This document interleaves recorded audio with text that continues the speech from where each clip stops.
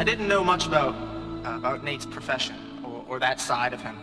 I knew he preferred to keep that part of his life separate, to leave his work at the office, so to speak, and I didn't ask questions about it. I knew him as a brother and a friend, and that always seemed more than enough to me. But since his death on February 4th, grief and an overwhelming sense of loss have been the emotions that have reigned within me. And I see it in others too. I see it in my family. I see it in Nate's closest Durham buddies. I see it in old family friends from Pittsburgh and Washington, Cape Cod. I see grief and loss.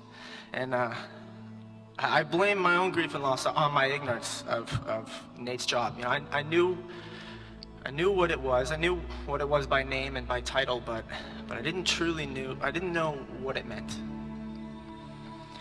Which isn't to say that Nate didn't drop hints. He did, but I never understood them completely. But I'm starting to now, and I want to share with you what I know now, what I believe, and how I'm trying to temper that grief and loss with something a little more fitting. Nate used to give me books and movies for my birthday and for Christmas, or just because. It was kind of his way of saying, here, this is what I'm reading, this is what I'm watching, this is me, this is who I am, this represents me. The first couple books were by Ann Coulter. One of them was titled Treason, Liberal Treachery from the Cold War to War on Terrorism. He also sent me Michael Moore is a Big Fat Stupid White Man, which was a gift on the Christmas after Michael Moore's Fahrenheit 9/11 came out.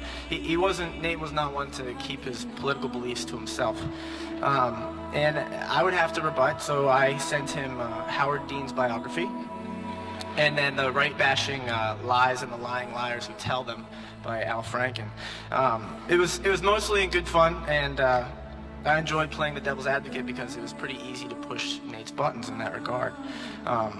And of course it was done over the phone with thousands of miles between us, because that was the safest way to push Nate's buttons.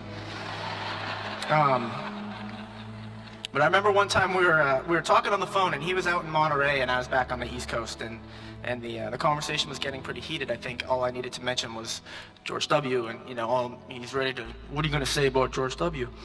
And I can't remember specifically what I said, but he was driving in his truck at the time, and all of a sudden he says, "Hey Benny, hold on 1 minute. There's a group of war protesters on the corner." And then the phone goes quiet. He's put it down, and I don't know what he did or what he said. He probably rolled down the window and made some smart remark about hippies and their redwood trees. But all I could imagine was this group of poor, defenseless protesters looking up to see the massive grill of Nate's F-250 bearing down on them. Holding up "No blood for oil" like it's gonna stop the diesel-driven symbol of red, white, and blue America from knocking them 10 feet up in the air and back to whatever commune they came from. But sometimes his gifts were a little more serious. He sent me the movie 300 almost as soon as it came out on DVD. It's about the Battle of Thermopylae in 480 BC. Where 300 Spartan warriors and a few thousand allies hold off a Persian army of hundreds of thousands strong for 4 days before eventually falling. And it was one of Nate's favorite movies. He identified with the Spartan warrior. He identified with the Spartan way of life, and he couldn't stop talking about it. And I felt like more than anything, that was Nate saying, "This is me. This is who I am professionally." And he said it through that gift, through that movie. I think Nate embraced the warrior's life, and he followed many of the same tenets that bound a Spartan to that warrior's path. And there is a saying that came out of Sparta: "With it or on it." When a Spartan woman handed her son the family shield to go into battle, she would have said, either "with this or on this." Meaning, come home with your shield a victorious hero, or come home borne upon it a slain hero. In other words, don't come home without your shield. And the reason why is, for those who don't know, the Spartan infantry fought in a formation called the phalanx. It was row upon row of soldiers lined up side by side, and they would all hold their heavy, massive shields up in their left arm, and together they would form one interlocking wall, impressive and impenetrable. And as the individual in the phalanx, your own shield held by your left arm would protect half of you and half of the person to your left. So casting your shield aside to flee was partly dishonorable because it was a cowardly act of self-preservation, but mostly it was dishonorable because it left the man next to you defenseless and exposed. You kept your shield and you held it aloft for the man next to you.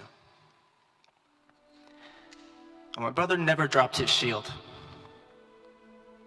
He never dropped his shield.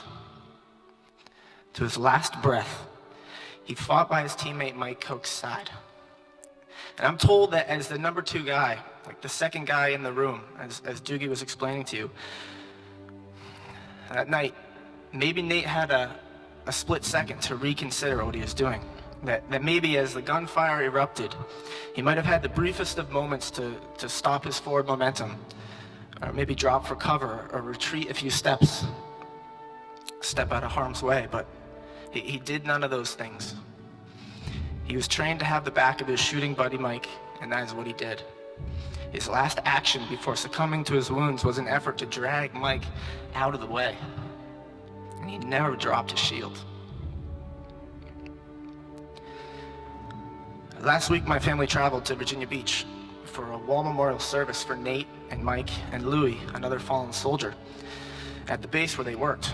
And after the service, we were allowed to go up to the team room and meet and talk to a lot of the guys that Nate would have worked with and fought with.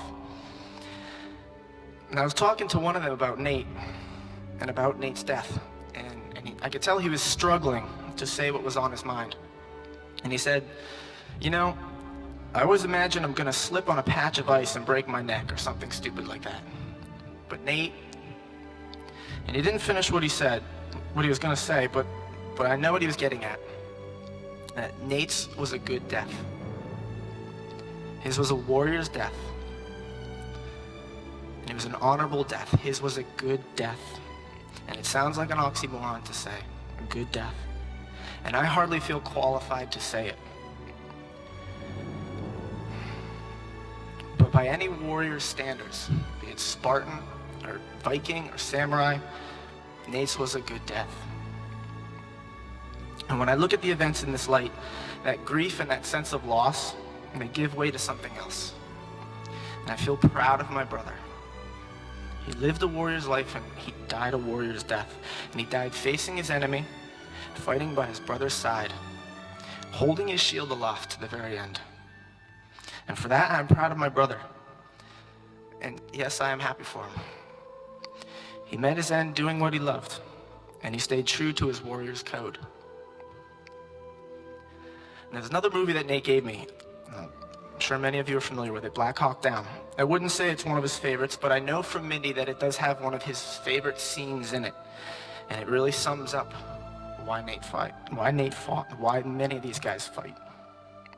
It's towards the end of the movie, and the U.S. soldiers have finally made it out of this fight in Mogadishu, and they're in a soccer stadium on the outskirts. And one of the Delta Force characters is gearing up to head back into the fight alone. And Josh Hartnett, who's playing an Army Ranger, watches in disbelief, and he asks, "You're going back in?" And the Delta operator answers, "You know, when I go home, people ask me, 'Hey, Hoot, why do you do it, man? Why? Are you some kind of war junkie?'" And the Delta operator, he looks at Hartnett and he continues, "I don't say a goddamn word." Why? They won't understand. They won't understand why we do it. They won't understand it's about the men next to you. That's it. That's all it is.